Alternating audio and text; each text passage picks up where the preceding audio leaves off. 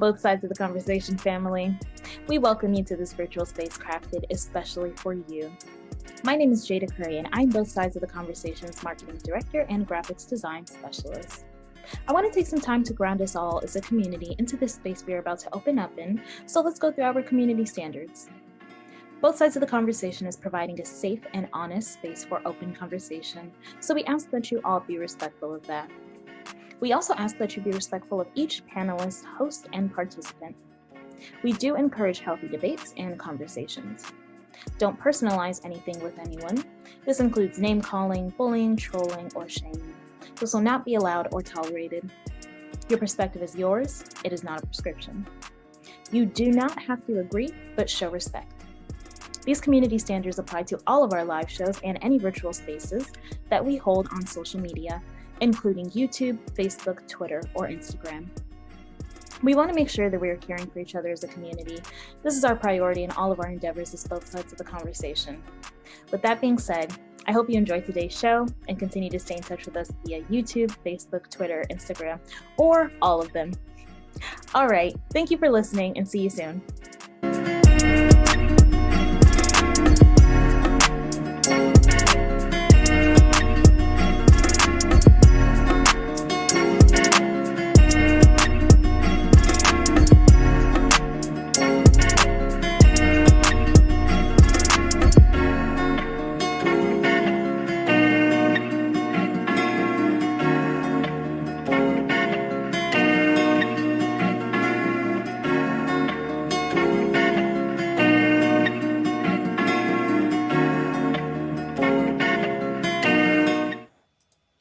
Welcome everybody to both sides of the conversation. I'm John Henry, Executive Director. Today is Thursday, so you know what that means. We're going to have another Educational Thursday presentation where we will continue to intentionally educate our community with information that sometimes our community just don't get. With that being said, tonight's presentation, we're going to have Officer Dudley and Sergeant Grady. They're going to be talking about African American, minority, underserved community equity building activities. This is going to be a phenomenal presentation to get information. As we all know, equity is the number one conversation across this country. So we're just happy to have tonight's presentation.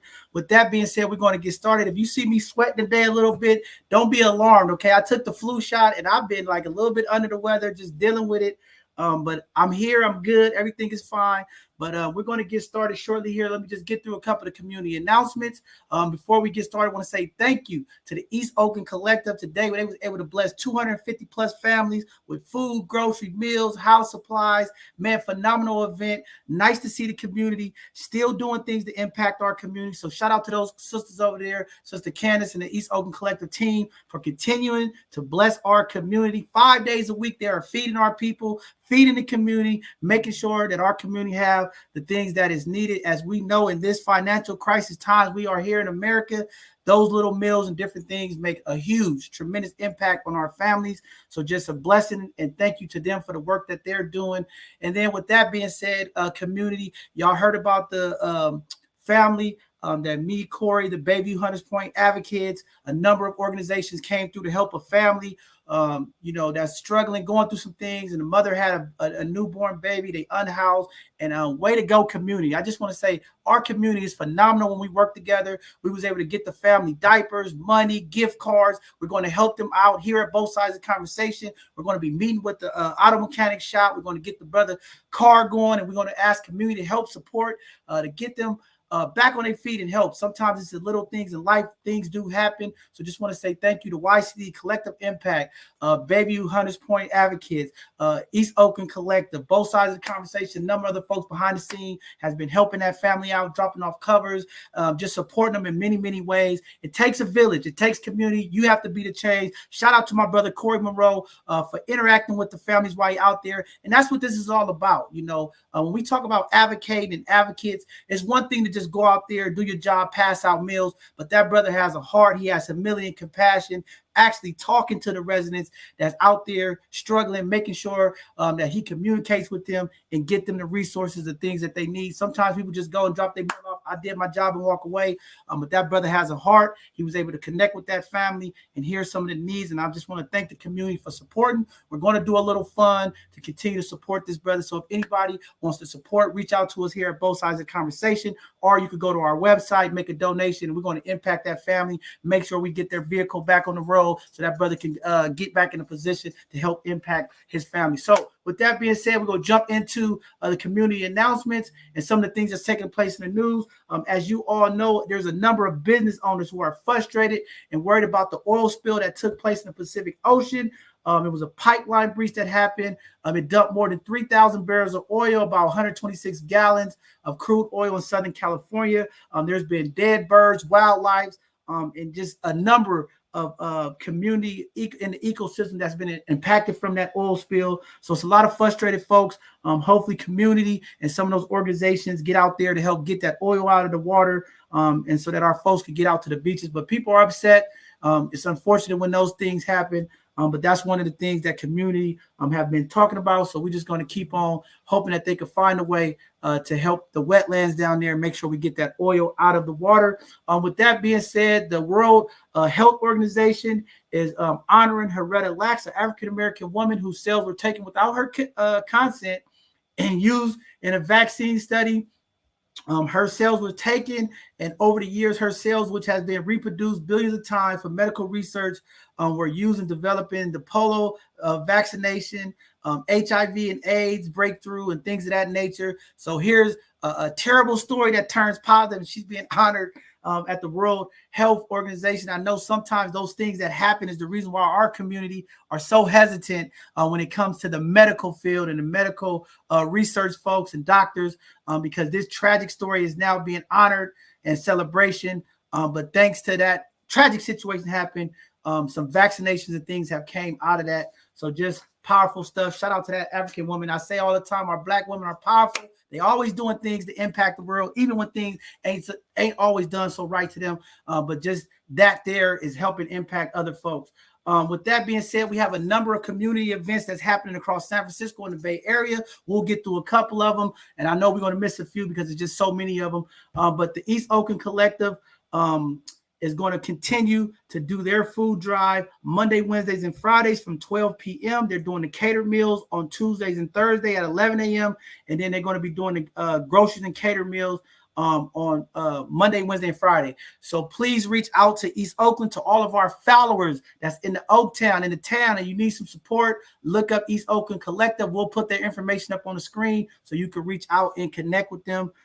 Very, very important organization that's impacting our community. The Oakland City Councilman, Loren Taylor, is having an original organic garden at Arrayal Park Saturday at 9 a.m. to 12 p.m. And it's a cleanup. We'll be out there, both sides of the conversation. Our team will be out helping do the cleanup. As you all know, we about the community. We about the people. We don't care what city where you're from. We about impacting our community. And we're going to do a cleanup and help support the councilman. And as you all know, this councilman is also going to be running for the city of Oakland mayor coming up. So we're looking forward to having him come on as he said he would. So we're looking forward to having him coming up in the future to talk about some of the things that he's going to do if he's elected as mayor to impact the city of Oakland. So we're looking forward to that brother coming on real soon. The New Roots Theater Festival is happening this Saturday and Sunday from 1 p.m. to 9 p.m. at the Bravo Theater Center, 2781 24th Street in San Francisco.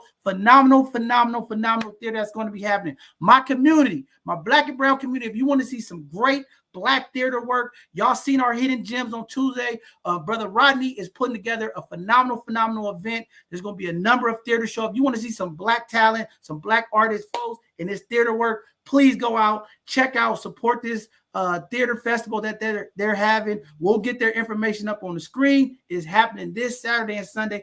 Go check out the work that they're doing. They are Dreamkeeper Initiative. This is where some of the investment of the money has went in. These are some phenomenal young folks, and we'll be out there to support this event. You'll see me there. I'll be in the front row cheering my brother on because he's a powerful brother and he got a voice out of this world. So we'll be out there to support the African-American early childhood educators. Y'all just seen them just this Tuesday. They was on here talking about their STEM Frenzy Festival that's happening They're going to impact the youth of our community. It's free to the public.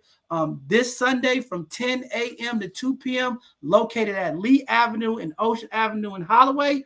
Please get out there. If you are a family, you have some young people, we want to bring this STEM to our young people. We want to teach them engineering, electronics, and technology.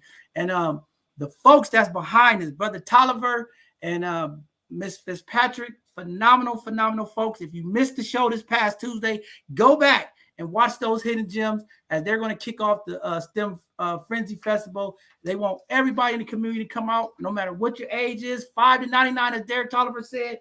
You want to know something about some STEM, get out there to that event. It's going to be happening. And then this Sunday, there's going to be the Phoenix Day happening from 12 p.m. to 5 p.m. A number of blocks are going to be closed down throughout the city, and the Tenderloin, Chinatown, Mission, Bayview, all over the city. The Phoenix Day block party is happening. We'll be out there at the Sam Jordan Way. I'll be out there, or maybe my team will be out there. Somebody from both sides of the conversation will be out there supporting what we do, but we'll be out there in the community. This is a phenomenal event as we start transitioning, getting into the weather. There's a number of events happening, but please get out there and come listen to some of the music and some of the festivities and some of the art stuff that's happening. It's going to be phenomenal in the city this weekend. Also, the City of Dreams Harvest Festival, Saturday, October 23rd, is happening, 1 p.m. to 4 p.m., 1030 Oakdale Avenue. The activities are including the pumpkin carving.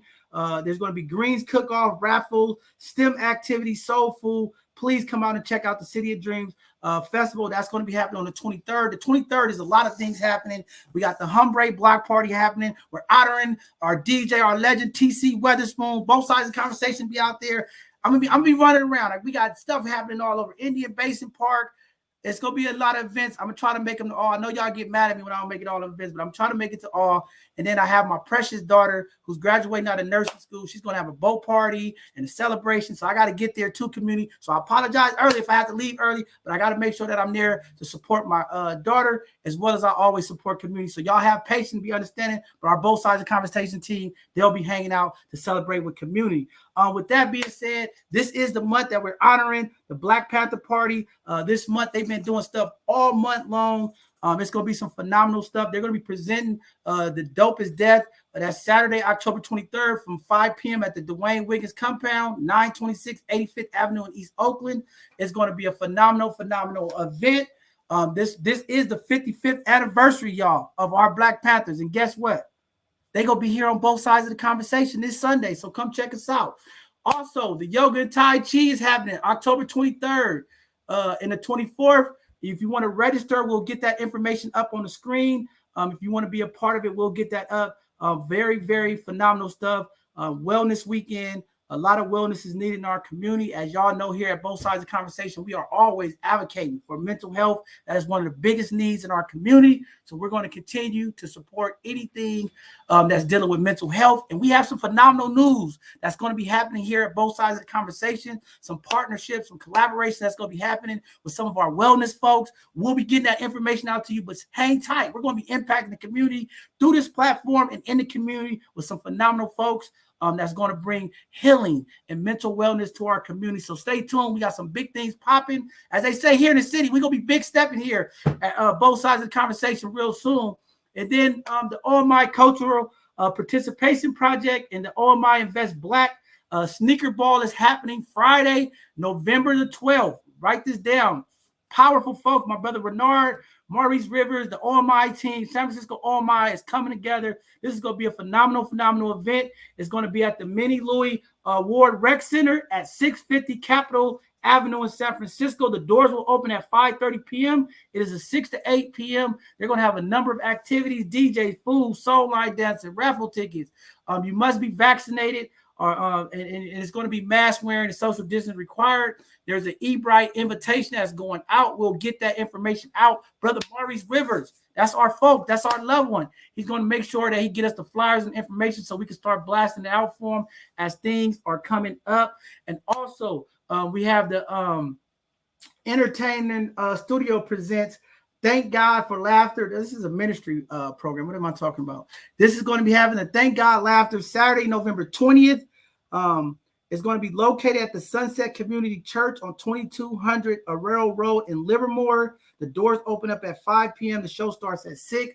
phenomenal events. And we got some other events coming up in December. We already said it last week. We ain't gonna keep blasting y'all, but Classy Pieces is bringing a phenomenal venue and show to the Bayview Opera House coming up. We'll continue to blast that information. Stay tuned. Log on to our Both Sides of the Conversation Facebook group page or our Instagram. That's where all the information is. You want to know what's popping? That's where you got to go on Both Sides of the Conversation to find it out. With that being said, for our internal Both Sides of the Conversation upcoming announcements, what we have going on here.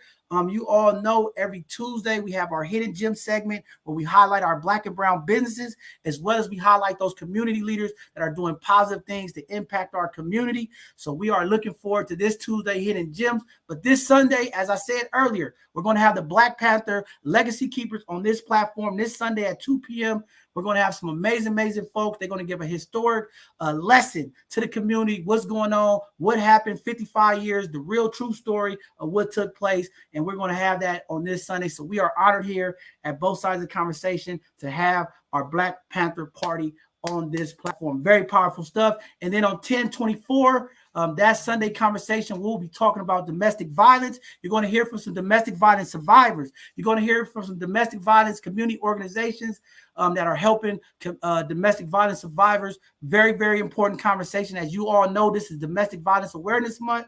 We're going to make sure that we have that conversation. So tune in. It's going to be a great conversation to hear from some of the survivors and some of the organizations that help people that are impacted by domestic violence. And then on the last Sunday of the month, we're going to have microaggressions in the workplace. As you all know, we're going to continue to advocate and talk about the things that's happening in our workplace. We've had different city workers, different entities come on here and talk about some of the things that's happened in our workplaces that impact our Black and brown community. And when we talking about equity, that's one of the things that we want to talk about in our workplace. How do we get equity in the workplace? How do we go to work and just be able to live and work and have a great experience and not feel the microaggressions in the workplace? Great conversation coming up. With that being said, I'm going to close my mouth now, land the plane. You've heard enough from me. Tonight, we're going to go ahead and introduce tonight's guests, bring them up. Phenomenal folks that's going to come on and educate our community. They'll be talking about equity, going through a presentation. But with that being said, I'm going to introduce Officer Dudley and Sergeant Grady. They're going to come on tonight for tonight's Educational Thursday. Welcome to the platform, folks. Go ahead and introduce yourself to the community. Let them know who you are, what you're doing, and what tonight's presentation is all about. All right. Thank you, John Henry, for that introduction. We are so happy to be here. And thank you for the invitation to both sides of the conversation. And I want to introduce myself. My name is Sergeant Tori Grady. I am actually a San Francisco native, born and raised. So I grew up in the Fillmore Western Addition, went to Hawthorne Elementary School, which I believe now is Cesar Chavez. I went to Everett Middle School and graduated from Galileo High School. So yes, I was a lion. And so went to San Francisco State University, where I got a degree, a Bachelor's of Science in physiology, and been with the San Francisco Police Department for 18 years. Did about 10 years in patrol, and then came on over to community engagement, been here for about 4 years, and then recently have been transferred back to patrol. So now I'm currently at Southern Police Station. And so we are just so elated to be here and just happy and, want to be able to share, the things that we are doing in the community engagement division to really promote that positive unity with our communities.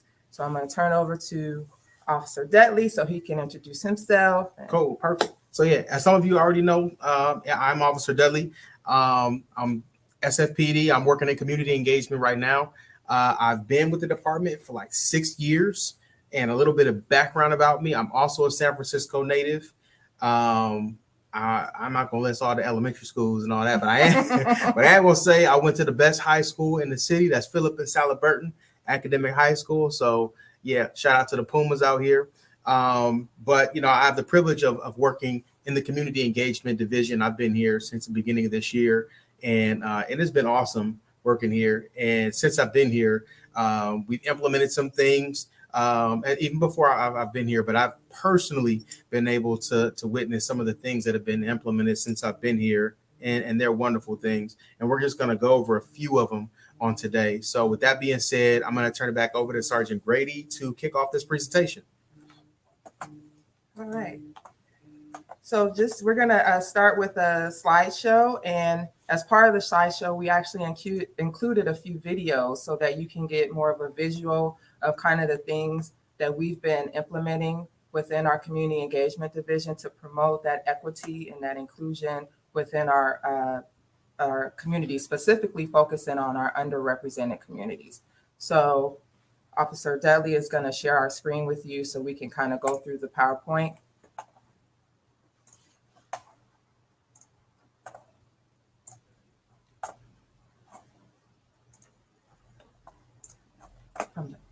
Mm-hmm.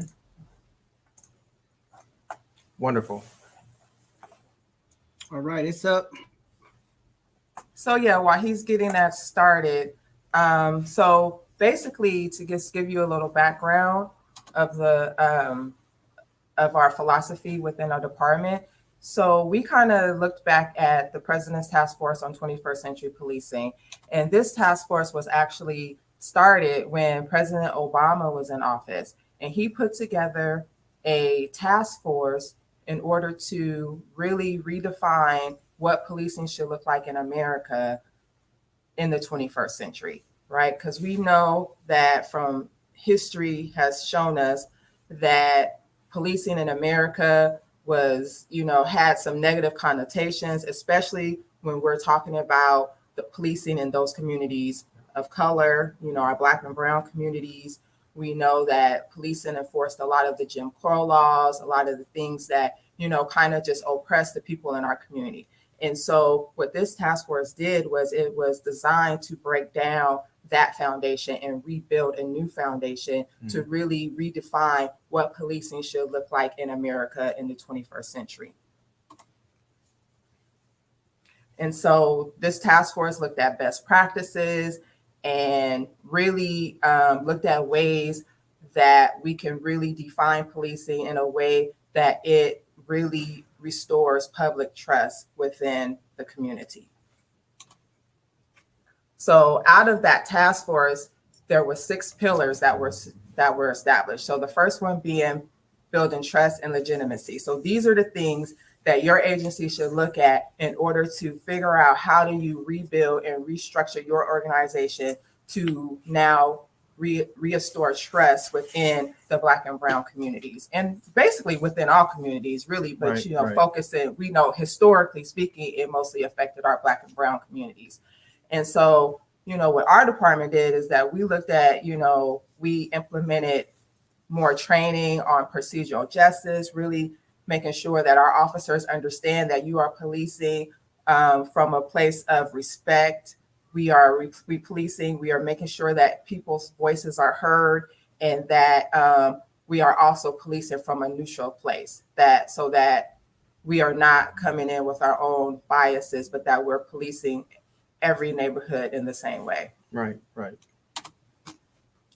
So of course, with that, you got to look at policy, right? Policy and oversight. A lot of our policies were really outdated, kind of old, and so it really caused us as a department to kind of look at all of our policies and really kind of do some updating to make sure that these policies reflect what policing should look like in the 21st century. And then also, now we're in the age of technology and social media. And so now you have to figure out how do we integrate that into policing strategies. And I'm going to turn it over to Officer Dudley so he could talk to you a little bit about our social media strategies. So thank you. So at this time, one of my roles here at Community Engagement is being the social media facilitator. And pretty much what that allowed me to do was to take part in coming up with CPSM, which is a community policing social media strategy. And what is designed to do is for us to use social media to incorporate these 6 pillars. And we didn't get all the way through them all. But as we continue to look at these 6 pillars, just know that these are things that are implemented into our social media strategy. I'm jumping the gun a little bit, but as it pertains to community, as it pertains to community policing, crime reduction, communication. I mean, these are things that we really wanted to use every resource that we had to reach out to our community, every resource that we had to build trust with our community and legitimacy and transparency. And so this one was specifically special to me because I got a chance to participate in implementing that strategy it's still at work on today. So I'm gonna turn it back over to Sergeant Grady so she can continue. Thank you for letting me step in for a sec. All right, so we want to look at community policing, right? This is what we're talking about: community policing, crime reduction, right? How do we work collectively with our community partners to really create strategies that really reduces crime in our neighborhoods, right?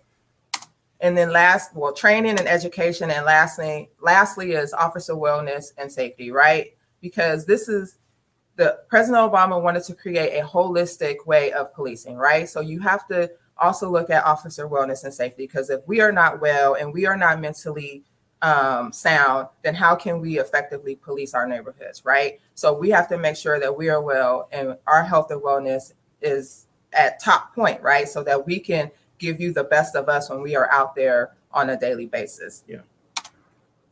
So how does this translate into our department, right? So in 2016, our department went through a collaborative reform initiative.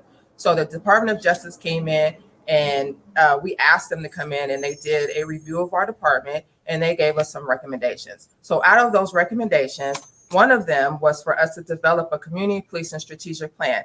This plan was actually worked on for over 3 months. It was led by our deputy chief, our then commander, David Lazar, and we had community members from all over the San Francisco. We had people from the mayor's office. We had district supervisors on this committee, and we all came together. We met over about 3 months consecutively, and we created the strategic plan, right? We did best practice research. We did a deep dive into our existing policies, and we really want to come up with something that really we wanted to hear the community's input on how they feel San Francisco police should be serving their community. And then we collectively put that together and came up with this plan. And our goals are, one of the goals is communication, which is meaning that we want to make sure that we have a diverse set of communications, right? We want to make sure that we are communicating with transparency. We are having empathetic dialogue, right? Yeah. And that we are really hearing what the community has to say, right? And that's important, right? For equity, right? If we are not asking people what it is that they need or what it is that we can do, then how will we ever know, right? We have to police. It's a two-way street. It just can't be us saying this is what we're going to do, because we are serving you. So it has to be a two-way street, right? To education. So one of our goals in education is to train the community and also be trained by the community. So we want to make sure that we are educating the community on the things that we do, but we also want to hear from the community, right? And know what it is because sometimes you have an idea or you have things that we may not have even thought about, right? And so we want to be educated by the community as well.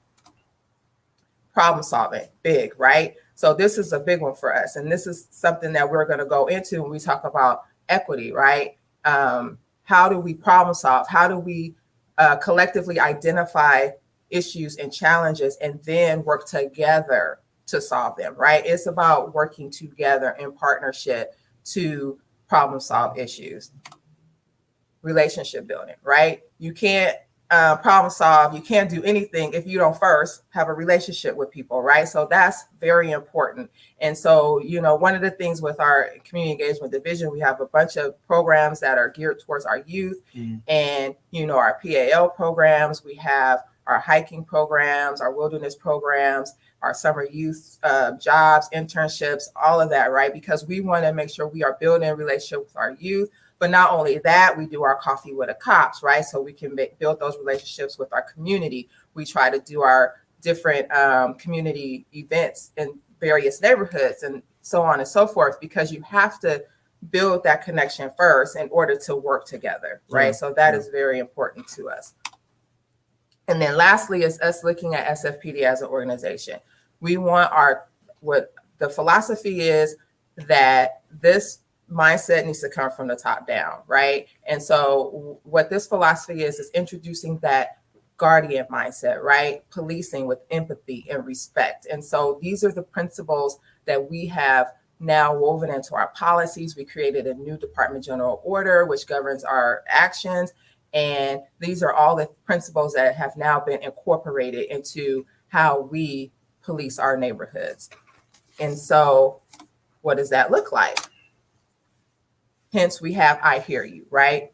And so Officer Dudley we're gonna start off with a video, and then he's gonna go into a little bit about the I Hear You strategy.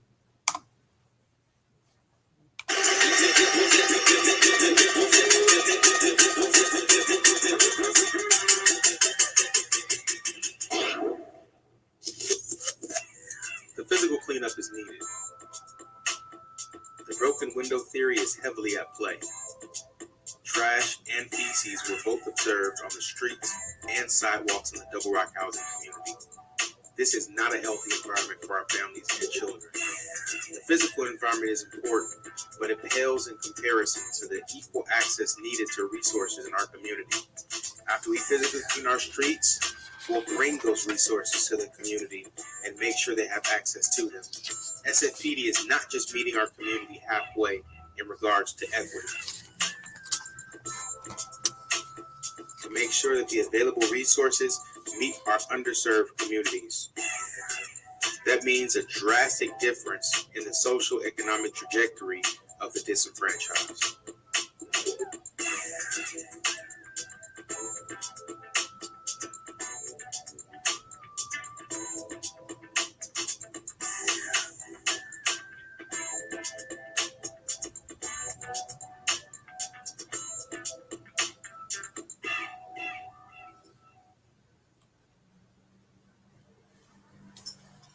Wonderful, wonderful. So what that was our Double Rock Community Cleanup and Resource Fair survey.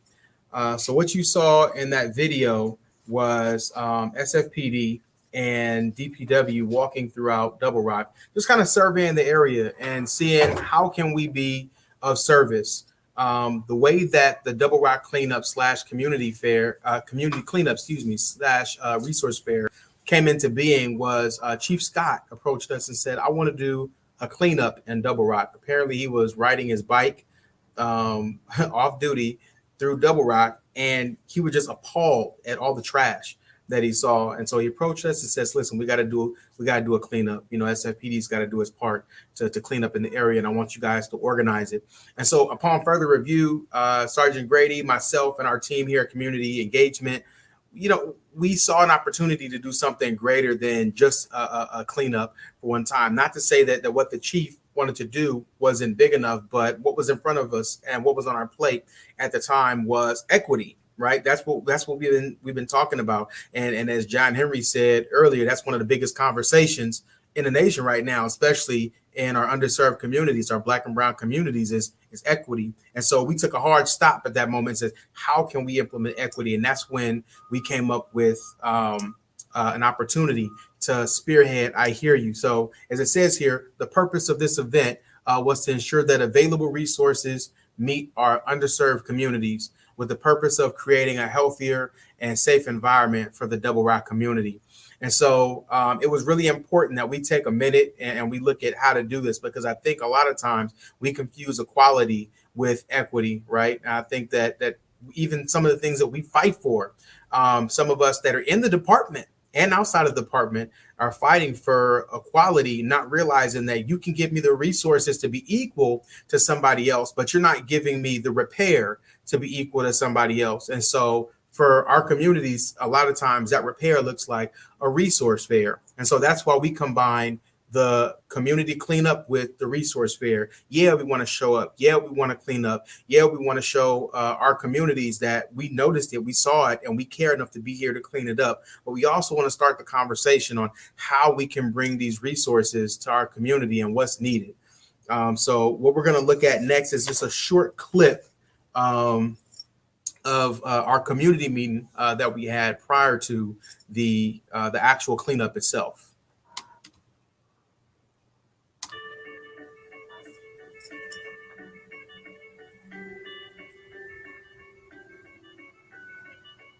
I hear you. I hear you.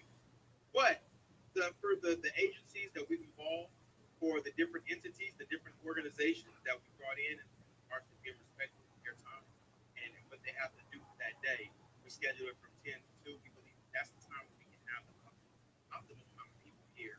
So that's why we said 10 to 2. I think that we can accomplish that out to do in regards to physically cleaning on that day. But again, the emphasis is not that we're going to do it, but the emphasis is not the physical. The emphasis is bringing resources in and making sure that we're adequately represented as far as what we have here in Double Rock. So I hear you on it. I hear you. And actually, that brings me to my next one. So SFP's Community Engagement Division is Back into launching camera view together. And really what it's about is making sure that we're engaging in the community policing aspects that exist in the town. So what that was our first community meeting that we had with the Double Rock community. And, before we just jumped out and said, hey, we want to do this in Double Rock, we wanted to take some time to actually hear from the community. We wanted to take some time to hear the concerns. We wanted to take some time to tell the community what it is that we're doing. What is our intention? We didn't want to just show up and do something, but we really wanted to begin that conversation of equity. And really, it starts with the key word there is conversation. There had between us, community engagement, and Alice Griffith and Double Rock, there had been no conversation prior to that in regards to a cleanup, in regards to equity. And so this was an awesome opportunity. And so that's what we did. So just in regards to steps taken, we identified the resources for the Double Rock community, and we'll get into that later. Who are those resources that we brought on board? Who are the people that also wanted to invest in this equity with us? Conducted an outreach to community-based organizations and city agencies. So, we couldn't just get on the phone and say, hey, will you do it? We actually had to get up and go some places and talk to some people and really sell this vision of equity from a policing standpoint and this cleanup as well. We work with these agencies to develop an action plan to provide resources to the Double Rock community. So if you look inside that video that we just showed, it wasn't just SFPD walking around. It was SFPD and DPW. We didn't want it to just be an SFPD thing, right? We didn't want it to just be us coming into the neighborhood, not because of a lack of trust or a deficit in our relationship built with the community, but more so because it shouldn't just be SFPD. It shouldn't just be one entity. It really takes everybody to come together to do this thing, right? Equity is not just for one person to give to the other. It's really something that all of us should share in the receiving and the giving, and making sure that we hold each other accountable to reach that. And lastly, and this is kind of funny, we hosted a community meeting in Double Rock to hear the community concerns. So just a little bit of transparency. We know we have it at number 4, and we have it at number 4 because we did it last. What we learned in this process was we should have done that first. Right? So that should have been the first thing we did, was hosted a meeting in the Double Rock community, right, to hear the concerns.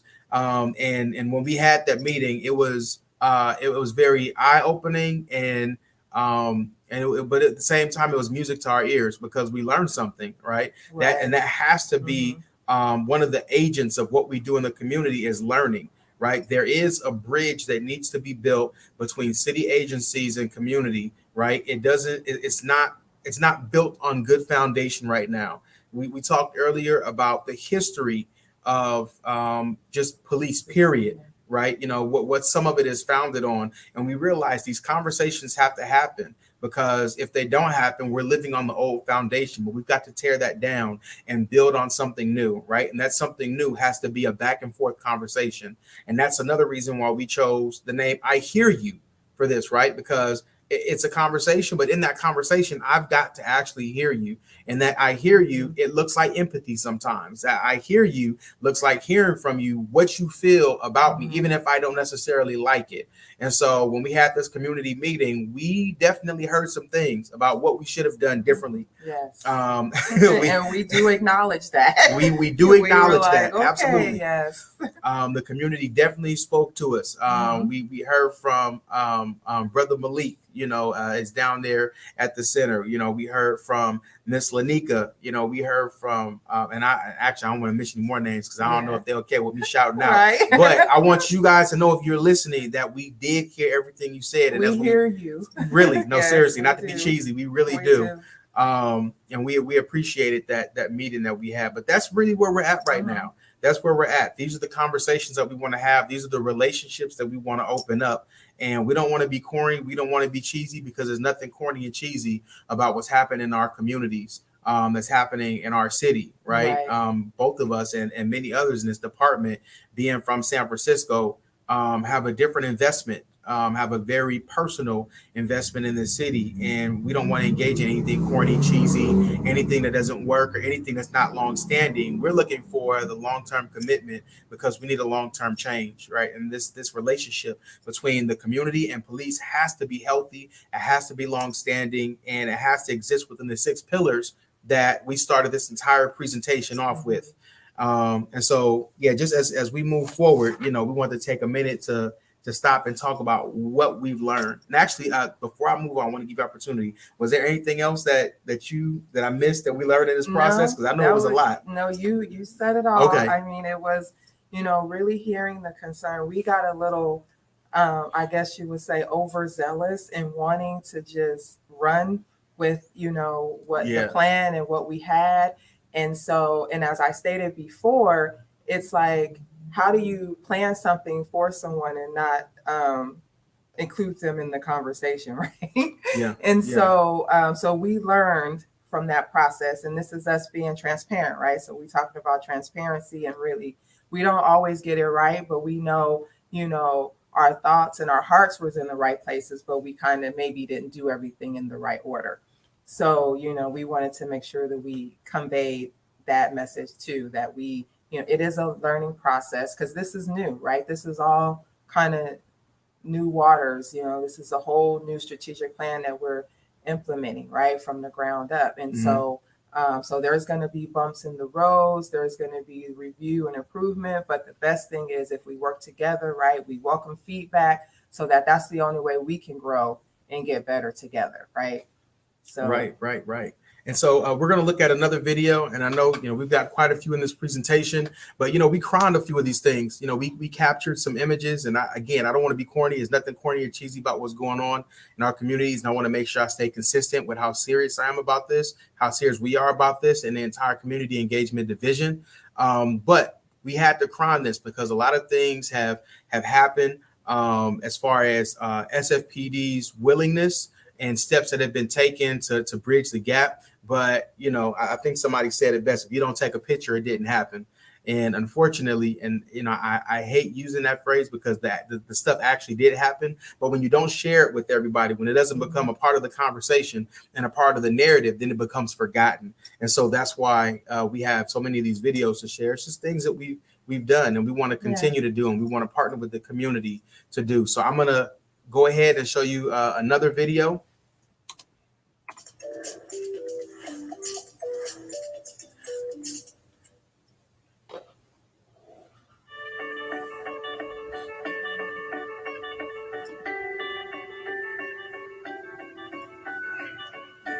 This is a beautiful thing that we're able to do today. And just pushing out the love into the community, man. We gotta push this love, man, and push out the hate, because we all know what's going on in the communities around the city, and we don't need to speak on it. And the only thing that's going to squash it out, man, is our unity and our love. And this is what it looks like. This is where we got to start. It's time to come anew. We know some things that happen. We all got a past, but we all here in unity to make it happen, man. But I just want to acknowledge once again all of the amazing partnerships that are going on, all of the things that are already here. We definitely appreciate, everybody coming out to the community. We definitely want to acknowledge the people that's here that's been doing this. You can shout out, first and foremost, Black Man in Hands, the Phoenix Project, and African Tennis Association, the leasing offices, the Bayview YMCA, the Bayview Senior Center. That's why Coach does what she does with Feline Finesse. I'm so inspired by our next generation of young queens that's going to be coming up out of her tutelage, man. I'm definitely going to make our communities in our city better. On behalf of the community, SFPD Cares, and everybody, you know, we got opportunities across the street, clean slate, to come anew. We're going to be going into a new year. We know these last 2 years been rough on all of us. 2020 was crazy. 2021 is even crazier. But we're still here. We're still standing. We still want you to be inspired. And we still want to thank the young people. The young people, the youth in our communities, with a commitment from every city agency, every city organization, and every stakeholder to refuse the notion that we cannot work together. That means having the right conversations, being free to reach out to our communities, and again, embracing and rebuilding our sense of community. Starts with, I hear you. Hold on, let me, hey. Come on. Let's go.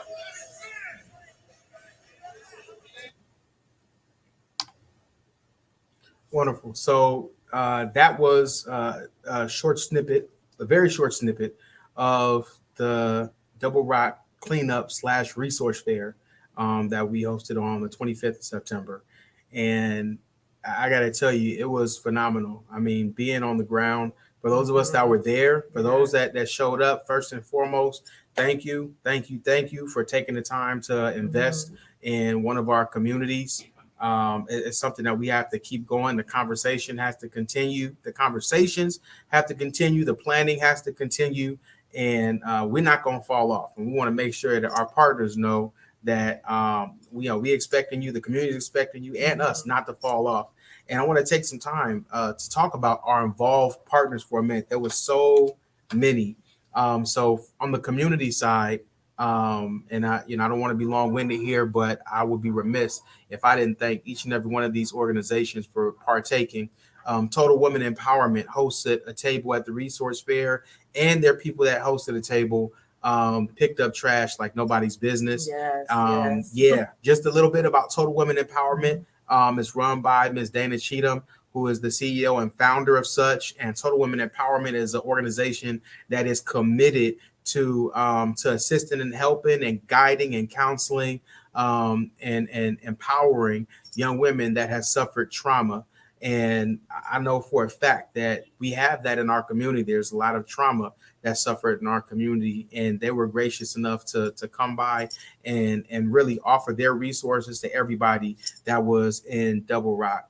Feline Finesse Dance Company, who has been extremely instrumental and extremely involved in the process of the planning, in the process of making the connection between us and other city organizations that need to be involved in this process. Ms. Leela Pittman, she showed up with all the young ladies that are at her studio.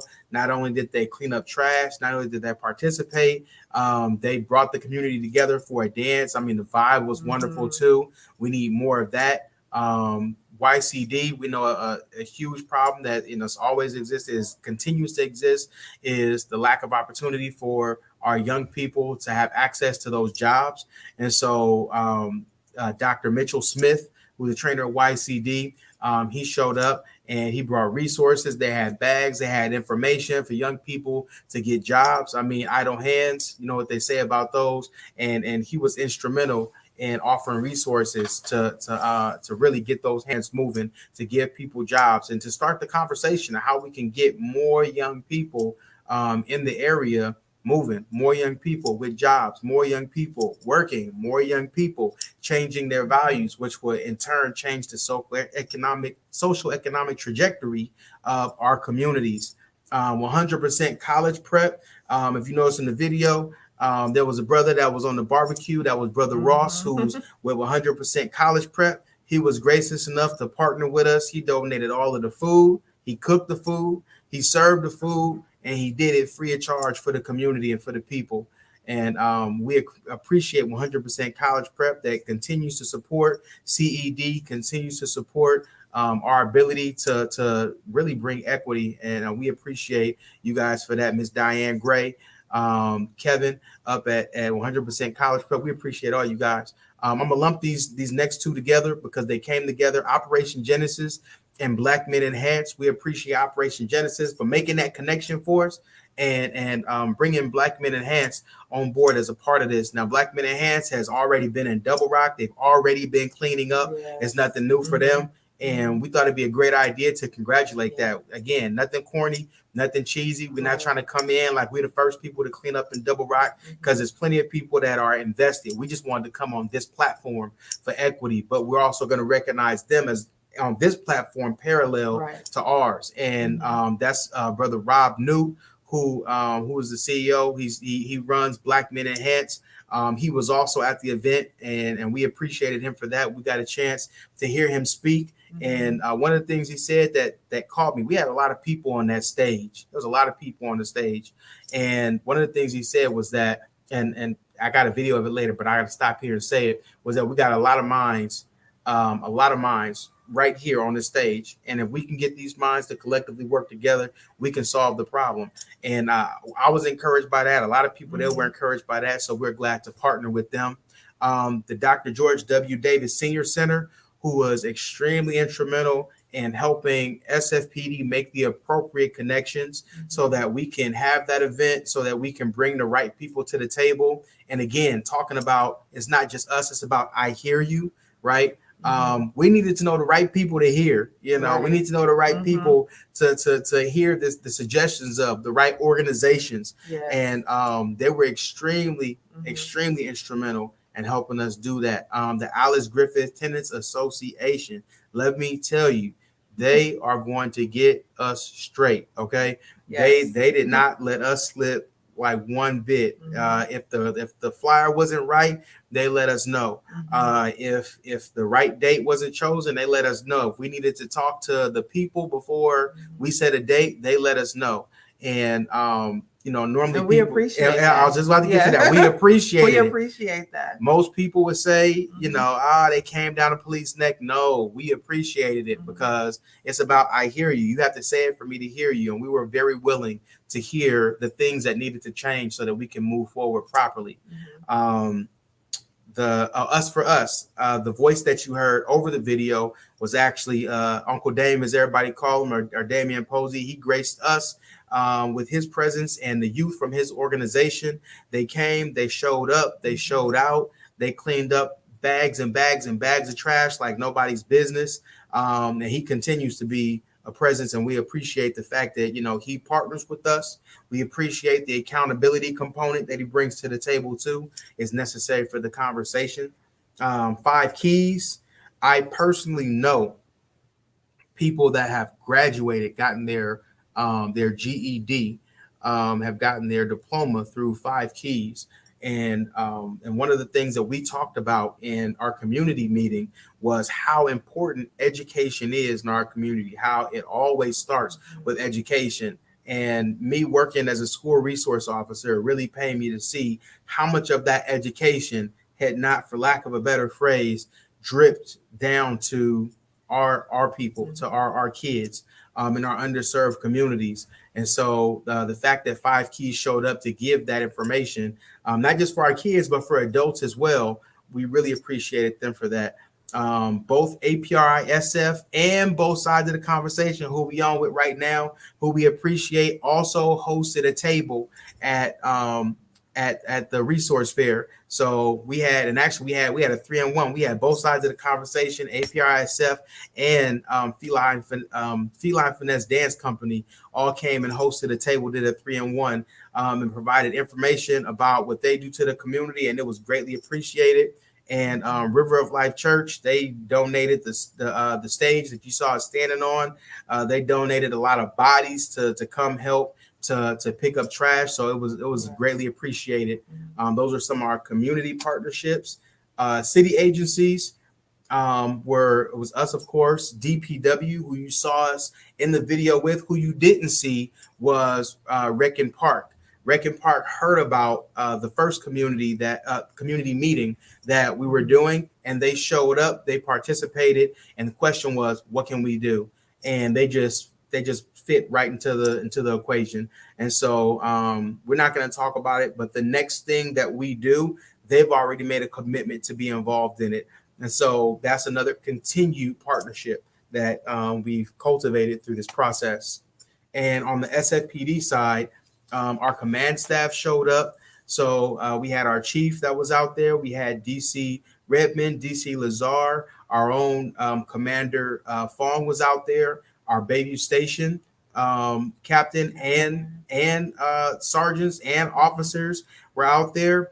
And it's important for our command staff to be out there because, you know, our community needs to know that it's not just patrol that's interested in this equity conversation. Mm-hmm. And when you watch the video, and there'll be many more to come out. I'll provide a link later on for people to look onto these videos. But when you look on the videos, you'll see that, you know, our command staff is also interested in building this equity, right? Our Bayview Station captain is the same. We brought recruitment out. They graciously came out to not just to host a table, but to recruit in the Bayview, right? To start this conversation of residents of Bayview, policing residents in Bayview.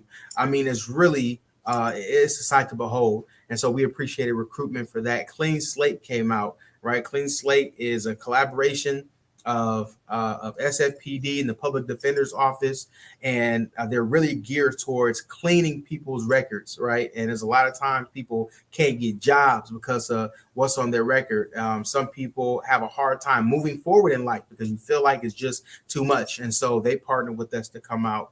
Our crime strategies, which is led by our own director Sutton, they came out and supported that night, and they're also willing to partner with us, and they're statistics driven. And so as we move forward, as we talk about different events that we do, different programs that we're going to implement, it's not just about doing it. You got to have the numbers to support it, and we appreciate them for doing that. We're going to be looking to them for that.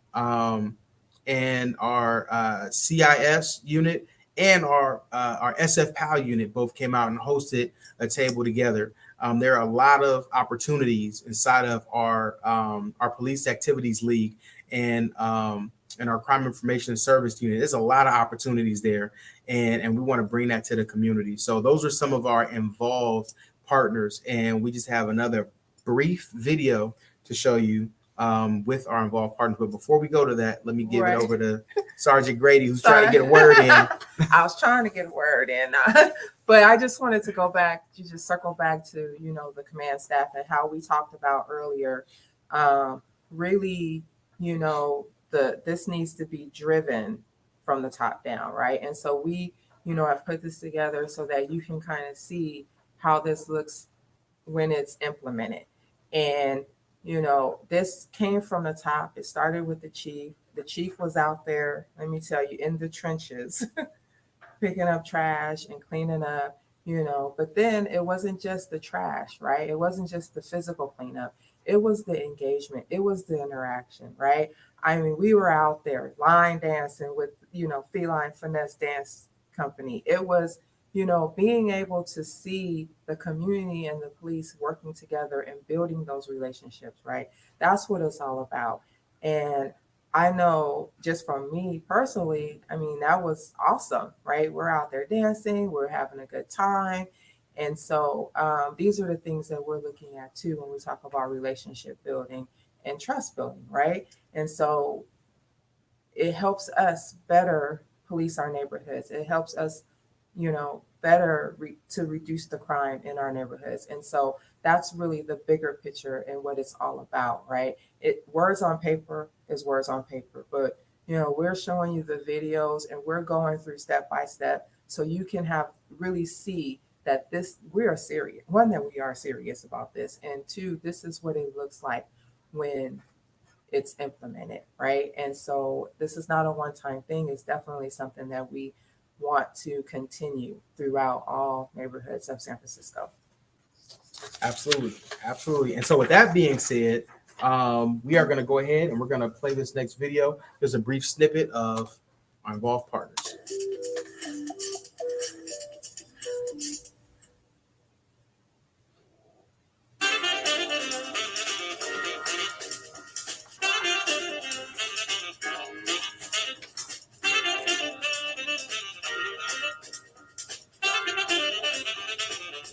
Hopefully we can come up with a strategy, you know what I'm saying, to save these kids' life. And on the streets, these kids is facing two dynamic things, a case or a casket. Yeah. We have to take that out of the equation. And I believe with the collective minds that we have here, we can actually pull that stunt off. I'm just glad to be here today to serve you all. I grew up down the peninsula in East Palo Alto, but when I got here in the city, you guys adopted me just like I was part of the family. So I'm just honored to be here to serve and work with you guys and to continue to work. And like Rob said, it's about saving these young people and bringing our community together so that we can accomplish all we need to accomplish.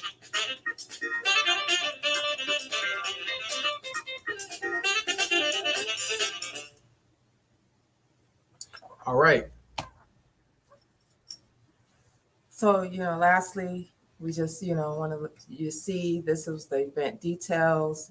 We had a main stage on one side of the street, and then on the other side, we had the resource table. We did an opening ceremony where we had the command staff and some of the prominent community members speak, and then followed by a cleanup. So we broke into about 5 groups, and we each had teams and we had areas of the community to clean up.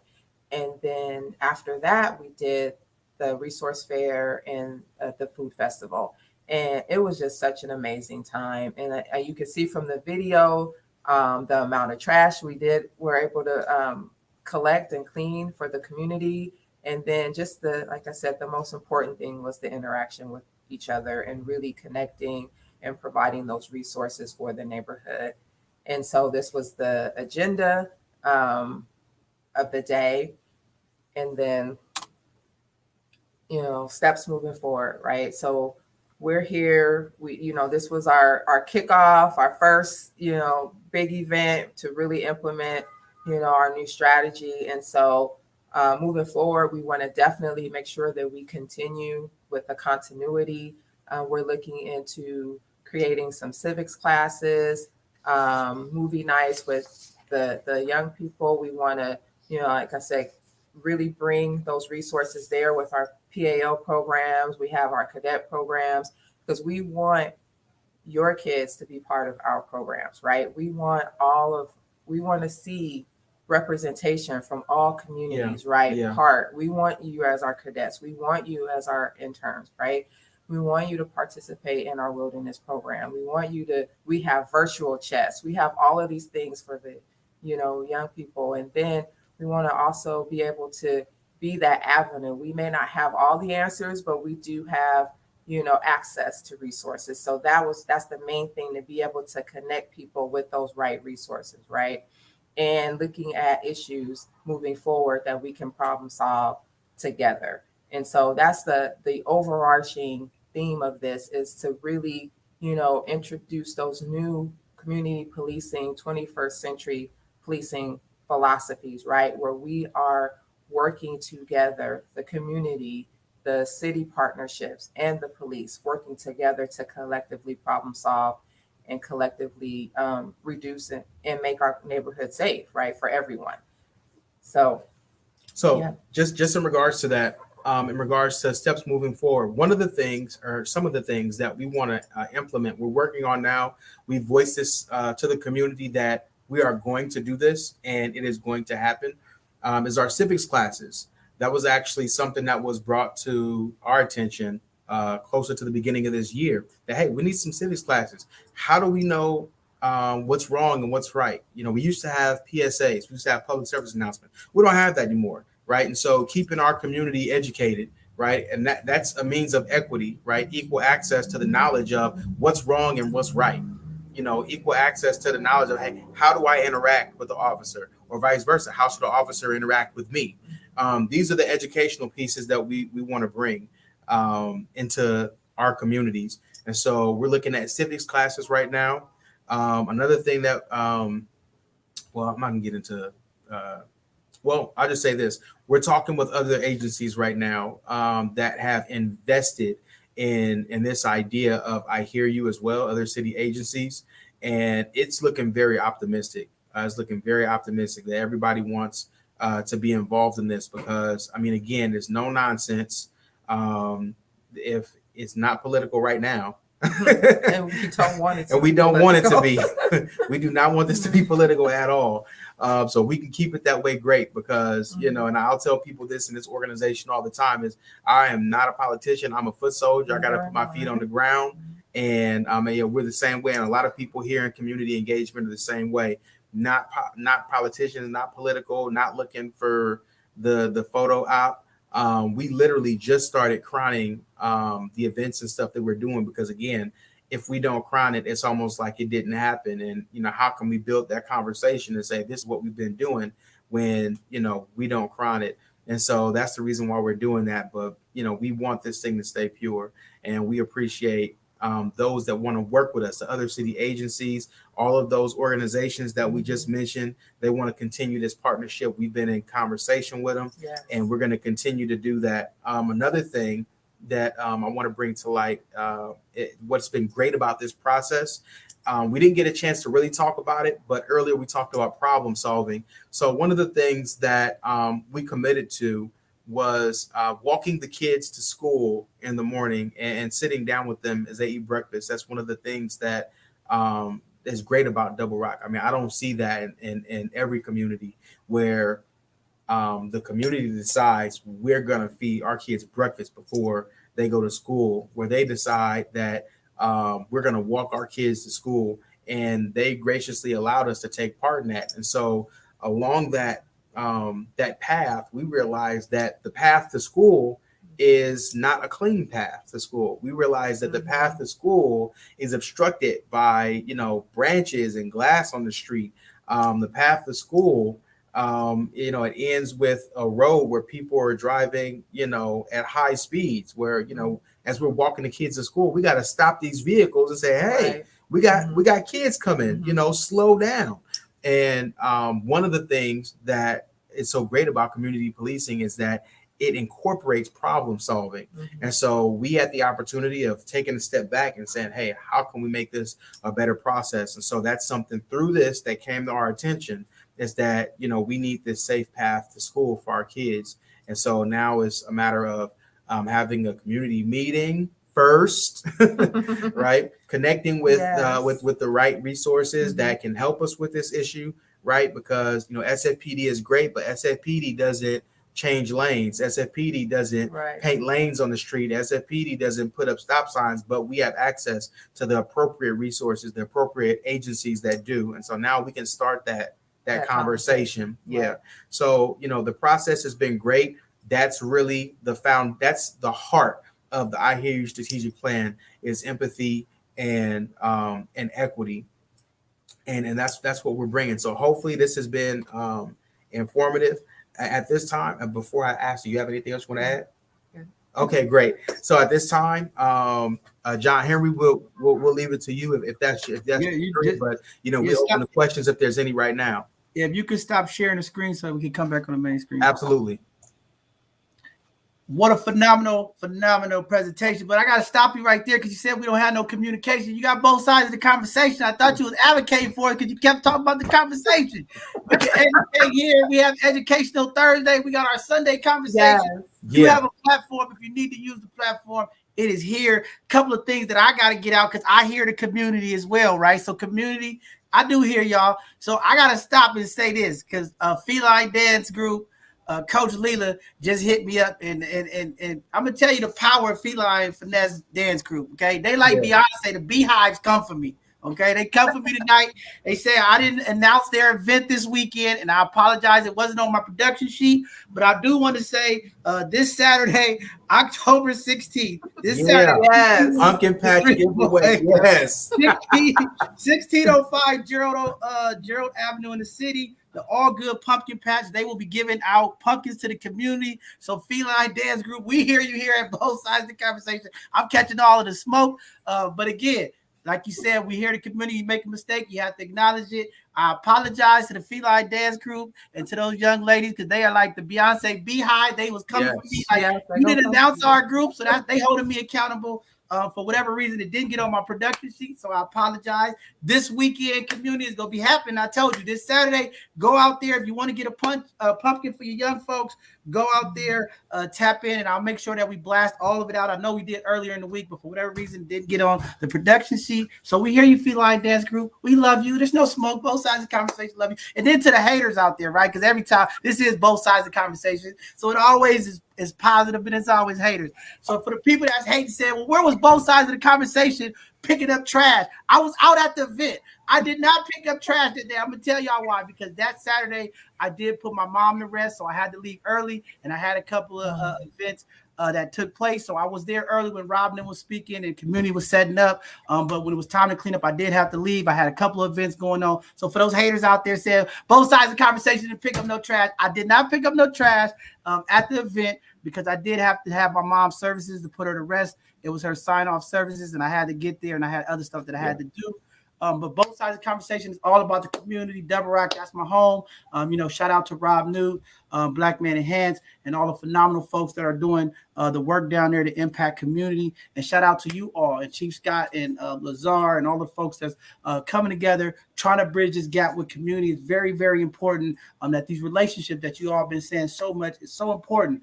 There's been a lot of damage over the year. There's a lot of trauma, as Sergeant said.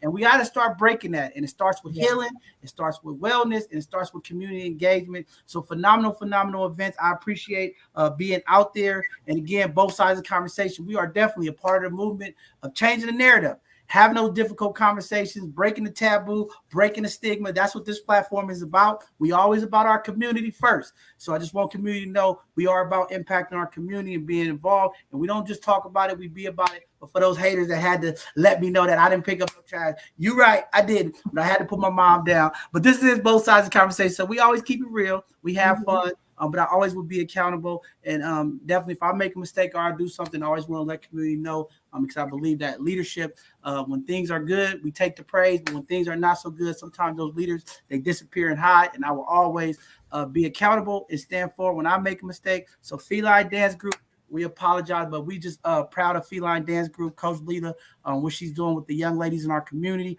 Very powerful stuff. And the impact of that cleanup is very important. And I want to thank you all for being a part of that because, again, if our communities are clean and our communities are safe and our community feel like they can have the open conversation, the level of confidence, the level of love and understanding for our community is very, very powerful. Having a clean community makes you feel good. So we appreciate all the community folks that came out to support that event. And, shout out to Black Man in Hands for the work that they're doing with our young people down there. Very, very powerful stuff. But I had a couple of questions, because we're talking about equity.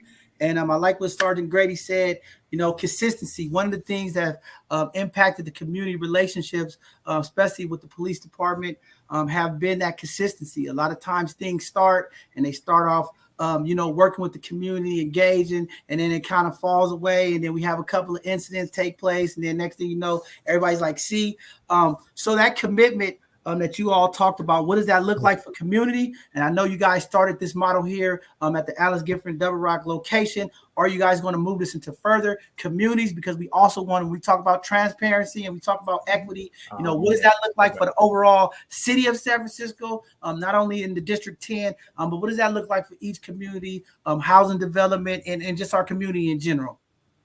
Okay. Yeah, so as we talked about moving forward, definitely the plan is to continue this throughout all communities of San Francisco, right? So we piloted it with Double Rock, right? Because like I said, this is something that is new And you see, we've already got our learning curve, right? And so, so, you know, we are definitely already looking, you know, at other, like trying to make connections with other neighborhoods and other, you know, communities. And so that we can definitely make sure that we are bringing equity into all the communities, right? So, and while we're doing that, still circling back with Double Rock, because we're not going to just show up in Double Rock and then be like, okay, we on to the next, right? No, we're trying to figure out that way of moving to the next, but still circling back, right? And then keeping that trail going. So it's that continual engagement, and it's not just a one time here and then you don't see us for, you know, another 2 years or whatever. So yeah, definitely that is part of the plan, is to continue this throughout San Francisco. And if I can just add to that, one of the things that we did was, you know, we incorporated the station of that district, right? So the fact that Bayview Station was involved in that was extremely instrumental, because CED can't be everywhere. CED can't be in every district at one time, right? We'll be giving love over here in Double Rock and not in Sunnydale, not in Potrero Hill, not in you know, in the Fillmore, not in, you know, anywhere else. And as we continue this process, as the district stations get involved, they begin to take ownership of this thing. As we bring the community together, they begin to take ownership of this thing. The way the model is built is not so much that it only happens because SFPD CED comes out. It happens because we begin to cultivate a different type of community, right? It's more self-sufficient, right? Because the community is coming out to the community meetings. The community has the voice. SFPD is there to hear. SFPD is there to make the connection with the various organizations, whether they be city agencies or just partnering organizations, whether CED is there or not. What we would like to do more than anything else is to initiate this process and to bring the resources available to, and that are tailored to that community's needs. We weren't necessarily going to do a cleanup. That came about because the chief walked through it. You know, he rode his bicycle through Double Rock, you know, off duty, and noticed all the trash. And we said, okay, boom, this is our open right here. This is the need that we've identified. And so maybe when we go to another community, the need will be different. It may be something different. And so it may not be a community, but at least we know when we go there, we've got the ball rolling in Double Rock. We know that conversations are happening already because of what we've done in Double Rock. And hopefully they'll be gracious enough to keep us in the loop with those conversations. But the equity building is, you know, it was already going, but I feel like this was a spark in the timeline of equity in Double Rock. Wow, powerful stuff. I mean, I'm glad to hear that. I like your approach. And that's what we need in the community is accountability when things are going right, and acknowledgement, right? Sometimes the little simple things of just acknowledging when you're wrong could change a life, could change a community. And I'm just glad that you guys were, you know, vulnerable to say, hey, it didn't go right, and we learned something. And I think that's powerful, you know, I mean, because too many times in our community, too many times with our leadership, when things go wrong again, you know, people are not, you know, willing to be vulnerable to say, hey, I made a mistake or it's wrong. I always tell people, they always ask me, you know, John, you connect with all these people, you connect with the community. How do you know all this stuff? How do you do all this? And I said, all you got to do is listen to the people. People gonna tell you what's needed, what they need. It ain't that hard. It doesn't take a rocket scientist to figure it out. You don't need a PhD to listen to what the community say. All we have to do is take our time, be willing to be passionate, patient, and have humility and compassion. And you can find out a lot of the issues that need to be taken care of, addressed in our communities. So thank you all for saying that. I think that's very powerful. And I hope some of the other leaders and some of our other community folks and some of our elected officials, you know, because nothing's perfect and things are going to happen. But I think the faster we just say, hey, you know what, we made a mistake. We had an idea, it didn't work. Because again, the information should come from the people who live in the community, who are there every day, because they're going to feel like, hey, these outsiders are coming in telling us what to do. And I think that's the approach that we need to change in our community, with our nonprofits, with our leadership at City Hall. Listen to the people. The people who have the information and understand what's going on, the people who live there. Too many times we implement models and things for the community that we don't live in. And I think you guys are hitting something off there, because I think that's what needs to happen. Listen to the people who are there. They understand the things that's going on and how they need to be impacted to make the change. So phenomenal stuff there that you guys are doing. I think that's just amazing. And, how long is this program? Now, we always got to get real about equity, and, with equity comes funding. So how long is this plan there? I mean, I know you said it's there forever. You want to make it stay, but is this a funded program, or is this something that, and no matter what, SFPD is going to try to continue to have that commitment in any way they can? Or is this a time period to see what the model looks like for further funding to continue, or educate the community? Because I want to make sure that they understand what's going on when you're talking about we care. So one of the things I said in the meeting, that actually came up in the meeting, because I think a lot of times what has happened is city agencies have come into the community, they've had these one and dones, and they leave, and and there's this big hole in the community, a hole of hope. Like, you left us with hope, and then you just left us. And so one of the things that I said in the last community meeting we had was, as long as I'm here at CED, as long as Sergeant Grady's here at CED, as long as a lot of the staff is here at CED, this is the work that we're gonna do. They're gonna have to pull me and tell me I can't do this anymore, for us not to do this work, right? And it took a long time to come to this place where I would be here, where Sergeant Grady would be here, where the staff would be here. We have the captain and the commander that we have that would give us the permission to say, hey, it's a great vision, go do it. And as long as we're here, and as long as the powers that be allow us to do this, we're gonna do it.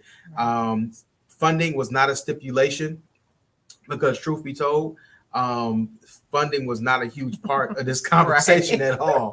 It was not at all. I think that when we see stuff, and I think this is really powerful, when we see events like this that take place, you think, oh man, look at all that money. Look at oh man, somebody pulled some pockets to get something like that going. And the truth is, it was very minimal. It was really the power of the people. That's what it came down to.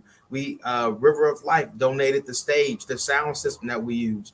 We had 100% college prep that donated all of the food that we had. We got permission to host this. I mean, really, it didn't take a boatload of money, but what it did take was the will to say, yes, we're going to do this. It took the conversations to happen. It took some humility on our side, like you said, to say, hey, we mess up, how can we move forward? It took a lot of that, but money wasn't really a part of this conversation. And I think sometimes, I mean, I don't want to misspeak. Funding needs to go where funding needs to go, right? It needs to go where it needs to go. But sometimes your sheer will alone, you can step up and do something. You can do a $50 worth of something, or $100 worth of something, or what you have may be more valuable than money. Maybe your words are more valuable. Maybe, that you showed up in the community meeting that we had and spoke your piece. That was valuable. I think that's really what's going to carry us into the future. It's not, the money's been here for a long time. This city has had funding, and it hasn't appropriated it right sometimes, but we've had it, and that's not the answer.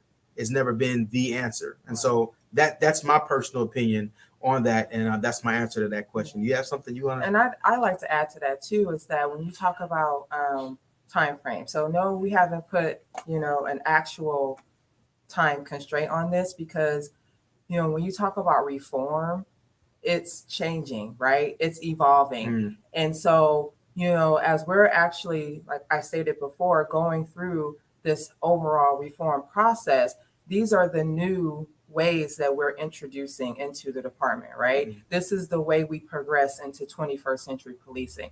And so, we are here trying to lay that foundation. So part of the reform process was actually revising policy. So we have rewritten our community policing general order, right? We've created a unit order that specifically talks about our engagement strategies for our underrepresented communities, right? Which is what you just saw, right? This is our engagement strategy. So hopefully if I'm not in this seat, he's not in this seat, we are laying that blueprint out and the footprint so that those who follow can continue and know, okay, this is now the way of the San Francisco Police Department. Wow, very powerful stuff, and I also want to say, shout out to Diane Gray at 100% College Prep. What a phenomenal Yes. sister in her Yes. leadership. Love the work that she's doing. Diane's phenomenal. Great lady there that impacts our community all the time. And I think you both are right. It takes the community as well as our elected officials and our city folks to be the change. I always represent that. We are one of the most underfunded organizations, but we get out there and, we'll impact the community any way we can. If it's dollars out of my pocket, to make sure that our community is served and that we're leading in the right way, definitely will be all a part of it. We know it takes a village and a community. You could do your part to come together, walking in solidarity, not only keep our communities clean, but finding things that's happening in our community and fix them. And I just believe in that. Why wait? Step in and do something that takes us all to play a part in making this change. Phenomenal stuff. Looking forward to more conversations, more engagement. We only can't have engagement. We got to also have outreach and these difficult conversations. And we're going to try to put some of those together. Officer Dudley already told me behind the scenes, yeah, man, we're going to be a part of that. And I think that's very, very important because here at both sides of the conversation, we believe through communication, a healing process begins. There's been so much trauma in our communities, especially the interactions with community, SFPD, and it takes these type of investments, these type of policy change, and this type of notoriety to make these things happen. So we appreciate the work that you all are doing, Officer JJ, and the stuff that he's doing, Chief Scott trying to bring this stuff full circle, Tiffany Sutton. I mean, amazing folks trying to bridge that gap, build that unity in the community. It's going to take us all. It's not going to happen overnight, but little steps like this will get us to where we need to get to at the promised land. And we're just going to keep on working together. And I think that's the biggest part. And, just you all putting that presentation together, showing all the community partners and all the organizations. I think it's so much competition in our community. And I think to fix some of these problems like what you all did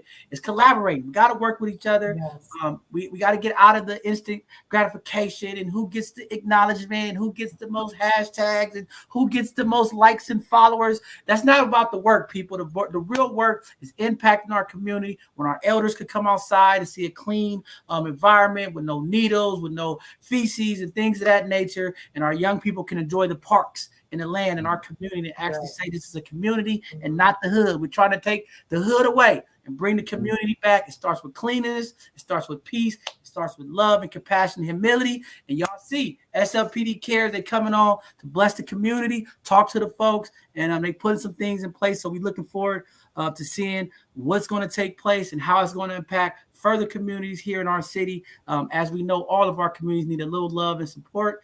So we're going to be looking forward, Officer Dudley and Ms. Grady, that this thing keeps going because we need to clean all of our communities.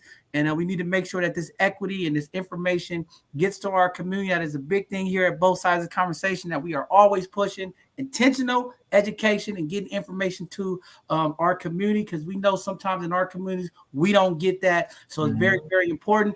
Anytime that you all want to come on and do a presentation or have a conversation with community, you're more than welcome, because I believe, and I told Chief Scott this, it's okay to have the community meetings with the community organizations. We have to get the real conversations with the community, the overall community, and not just the CBOs and the nonprofit organizations and church leaders at the table. We got to have conversations with the entire community, because if this is really about the community, you got to hear the ups and downs and sometimes those difficult conversations. And I think what you said earlier, Officer Dudley, is what we need to have. The real conversation, we can keep it respectful, but we can't express how we feel, and we don't always have to agree and take those perspectives. But I think it's a real conversation, because too many times when we're in the community, people are saying, yeah, they having meetings with it, and they never come to the community and talk to the folks. But then, they say, hey, we had the meetings, but it's really the CBOs. We want to talk to the people on the street. I want to talk to the people in the community. We don't want to talk to the people that got the PhDs and the plans on what they're going to do for the community. I want to hear from the people that live in the community, who deal with the community, and have those day-to-day interactions that sometimes the folks who make the decisions never come to the community and have that experience. So I'm looking forward to that. But with that being said, if there's anything else you all want to talk about, promote, or let people know what's upcoming, now's the time before we go ahead and start wrapping up tonight's Educational Thursday presentation. So I'll just reiterate, to keep you in the clear on the 16th. All right, you guys, make sure you show up to the pumpkin patch giveaway. Feline Finesse Dance Company will be hosting it. All right, I believe was it 1601? Gerald, you got that address? It's 1605 Drill Avenue. 1605. 1 p.m. Gerald. to 3 p.m. Please go out there and get a free pumpkin. Everybody go out there so Feline Finesse can get off my back. Them young ladies go beat me up when they see me in the community. But y'all get out there and make sure y'all get a pumpkin. This is a great event. And we want to definitely support Feline Dance Group because they are a very important part of our community, making sure the information and resources get to our community and always working together to put our community organizations together in space. So we want to thank Coach Leela for all the work that she does for community as well. But yeah, this Saturday, get out there, get a pumpkin. You got to wear a mask, but go out there and get a pumpkin for your young people. All right, yes. And with that said, I'll end with thank you, man. We appreciate you for opening up the opportunity to spread this information. Flyers are good, social media is good, but man, this is awesome what you're doing. I mean, I appreciate just the concept of both sides of the conversation because everybody doesn't, you don't always get a platform to say stuff like this on, and this is great. So I appreciate you big time.